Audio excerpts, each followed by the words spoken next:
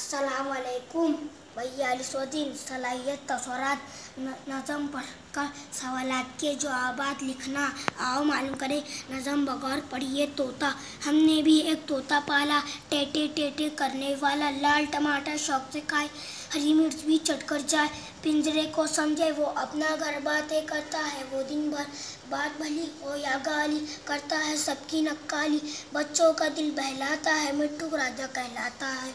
आओ अहलियत पैदा करें, सवालात के जवाबात लिखो। हमने क्या पाला? हमने भी एक तोता पाला। तोता कैसी आवाज़ें निकालता है? टेटे टेटे की आवाज़ें निकालता है। तोता क्या क्या खाता है? लाल टमाटर हरी मिर्च खाता है। तोता किसका दिल बहलाता है? बच्चों का दिल बहलाता है। आओ मशकरे, नज़म में से 5-3 उर्फ़ अल्फाज ढूंढ कर लिखिए। टे बातें समझे बात खाए। आओ तख्लीयाती बने चैलेंज, एक जैसी आवाज़ वाले अल्फाज लिखो जैसे पाला वाला, झाला काला, माला नाला। अस्सलाम वालेकुम।